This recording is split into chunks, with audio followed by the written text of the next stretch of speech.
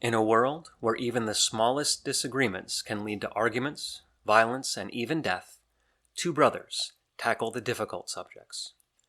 This podcast is not just about dissecting topics from two different perspectives. It's also about how to have conversations on difficult topics while avoiding the urge to tear someone's head off and vomit down the bloody stump of their neck.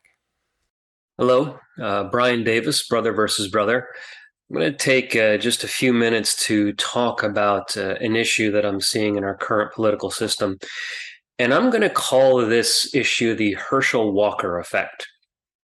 And recognizing that this is not the first time it's occurred, it'll show up again. It's not a problem that only occurs on one side of the partisan divide. It's universal, but we're really seeing a really clear example of this issue that occurs.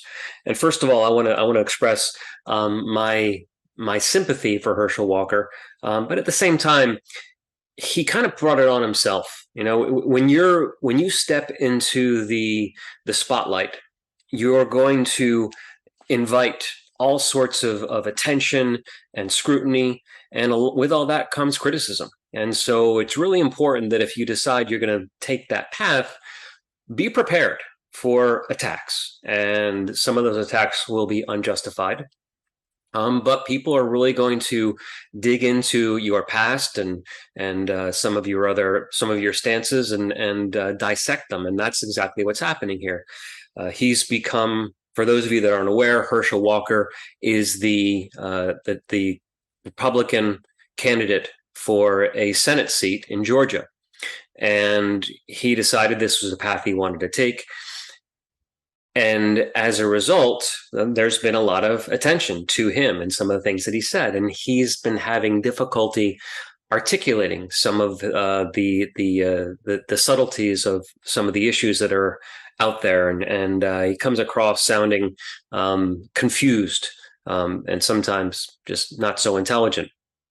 And then there's the issue of coming out with a very strong stance against abortion, and then as it turns out, he's actually paid for some abortions in the past, and he's come out with some confusing, inarticulate explanations and excuses for all that.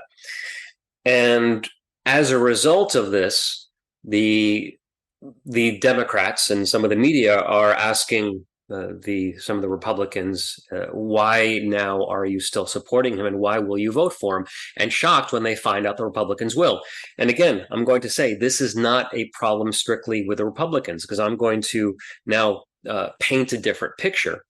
Suppose that there was a candidate that became the Democratic candidate for a Senate seat, and this particular candidate was coming out very strongly in favor of the environment and wanting to increase regulations, and was complaining about the subsidies to the oil companies and that we need to take better care of our planet and our country, and these are issues that many Democrats feel very strongly about. Now, suppose that news started coming out, started leaking that this particular candidate was not walking the talk, that he was not living that lifestyle, that he had many houses and that he had large vehicles, and he loved to go out and drive these large vehicles around, and that he was constantly watering his well-manicured lawns and putting lots of chemicals in those lawns, and that he would fly from house on one coast to his house on the other coast to his business in some central city and in his private jet, and had no concern for the carbon footprint that he had. Well, in that situation, the Democrats, if they had the choice between this Democratic candidate who promised and said that they were going to vote in a way that was supporting the environment, and the other option is a Republican candidate that most definitely is not, they're still going to vote for the Democratic candidate. Because although you may not be certain whether that candidate will or won't, you know definitively the Republican candidate will not.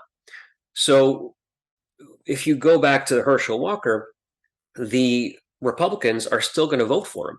They'll still vote for him because he says that he will support these conservative ideals.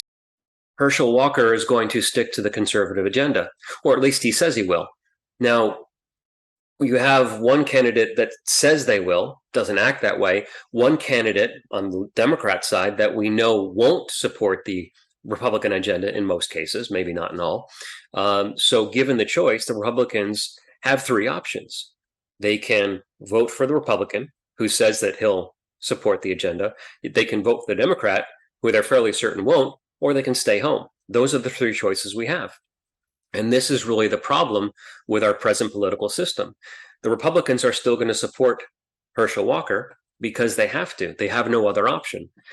The solution, and there is a solution, the solution is the ranked choice voting system. Because at this point in time, in this moment, you have two choices. Support someone that you believe is evil. Now, evil may be an extreme description of how people view the opposite party, but there are some people that actually do put it in those very stark terms. So you can either support somebody who is evil, or you can support somebody who's hypocritical. Given that choice, you support the hypocrite. Now, if we had ranked choice voting, instead of having a binary, or if you'd like to prefer, you have the option of voting for one or the other, or not voting at all. With ranked choice voting, you could have 30 candidates all running for the same position. And in that situation, it doesn't have to be that many, but it could be quite a few. You can then vote for the one candidate that closely aligns with your belief system, even if you don't think they're going to get the final vote, because you can then further down the list vote for the more mainstream candidate. The way that the ranked choice voting works is that you can vote for as many candidates as you like, but you put them in order of priority, in order that you would like to see them hold the office. Let's use an example of buying houses. If you're out there in the market to buy a house and you find your dream home, but you're fairly certain that a lot of people are going to be putting in offers on that dream home and you probably won't get it. Well, you can put in an offer, but know that there may be other houses that maybe don't check all the boxes that you like, but check a lot of them. And then you can put an offer in on one of the other houses as well. Now, suppose you only could put an offer in on one house. You could only make one offer, and that was the only choice that you had. Well, you could put an offer in on a dream house, but the likelihood, if it fits a lot of other people's ideals, that there's going to be other people bidding on that house as well. And someone that maybe can offer an all cash bid, or someone that can offer a price over what it's listed as, is more likely to get the house, and then you're out of luck. So what a lot of people do in those situations then is that's not a real situation, of course, but if that were a real situation, is that they would vote, or they would put a bid on their safety house, the house that didn't check all the boxes but wasn't as popular as some of the other houses would be. And so how this compares to our election is that we're put in a situation when, in our two-party system, is you vote for one, you vote for another, or you vote for a third-party candidate, and those are almost never the candidate that's going to win. And so if we had ranked choice voting, you could vote for all the candidates in order. You could vote for your dream candidate. You could vote for a candidate that checks most of the boxes. You could vote for as many candidates as you like, including the candidate that, in your opinion, is maybe not the ideal candidate, but maybe is more popular. And if it gets down to that candidate, well, that candidate still has your vote. If you find yourself frustrated, if you ever say to yourself, I'm voting for the lesser of two evils in this upcoming election, know that it doesn't have to be that way. That if we had this ranked choice voting, you wouldn't have to vote just for the lesser of two evils. Now, you still might put that candidate in the list further down, but also recognize that this ranked choice voting system is going to be resisted by both parties because they know the math. They know that we'll often vote for people we don't particularly like simply because they're not the other candidate. They know that they will suffer if there were more options given to the voter. And so you have some states that are actually putting laws on the books that would prohibit ranked choice voting. And understand that ranked choice voting is being used in certain places. Here in the US, it's used for, I believe it's non-federal elections in Maine. We just saw it go into effect and be used in the primary or in the special election in Alaska. But even outside of America, in Australia, it's been used for decades. They use it, I know, in Ireland, and I believe there's some other countries as well. And these are not countries that we consider politically backward or places that don't politically align with our own democratic system. They work there, and the ranked choice voting system can work here as well. If you find yourself in a situation where the Herschel Walker effect is having an impact on your vote, understand it doesn't have to be. We have an option. It's not available to us right now. And so we should really look closely at the ranked choice voting system and recognize that those in power right now are going to resist it.